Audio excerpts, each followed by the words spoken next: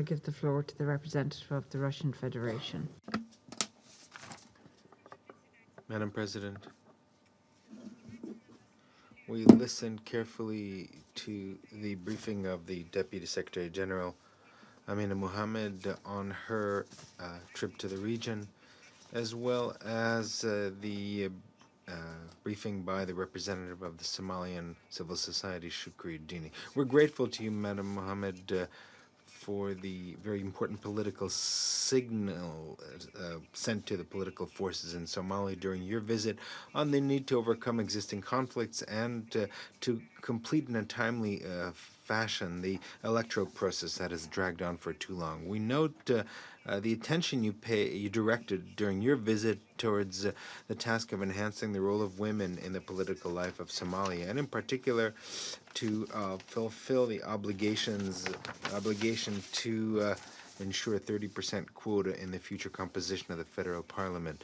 We had an opportunity also to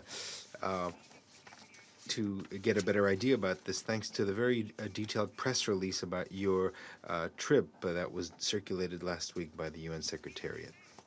At the same time, we believe that the obligation on the 30% quota is national in scope and character. And these obligations were undertaken by the Somalians themselves, and they are capable of achieving them by themselves if they have the time to do so and if the necessary conditions are created: political, socioeconomic conditions, and security conditions.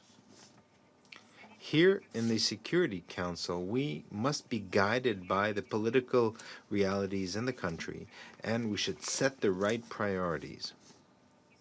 We believe that the Security Council has already sent all the necessary signals in its press statement on the 18th of September. Madam President, the main goal of the Somalians for the foreseeable future is to complete their national elections. Unfortunately, in the context of the destabilization of the domestic situation, the federal authorities were forced to once again postpone the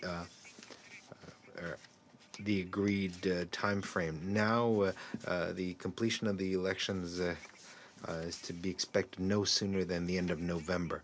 What's most important is not to allow any further deterioration of the already difficult and threatening security situation, in spite of the additional measures taken by the federal government to prevent terrorist attacks.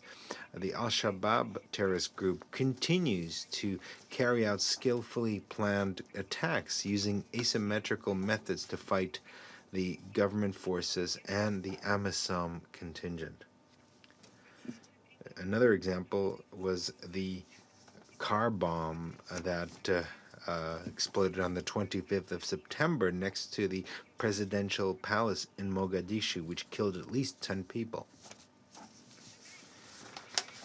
What we expect from the Secretary General of the UN, of the African Union, and from Somalia itself, we expect proposals on the parameters for the continued presence of the African Union peacekeeping mission in the country, as required by Security Council Resolution 2568.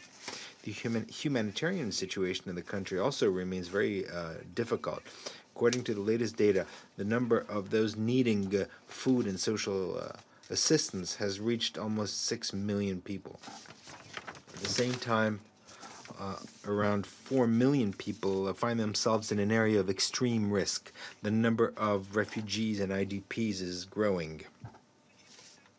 Now, taking into account that Madam Mohammed, your remit includes providing assistance to states in the area of development, we believe that this kind of work in the framework of the UN, and specifically for Somalia, will be continued. These efforts will continue and will be further strengthened. Thank you for your attention.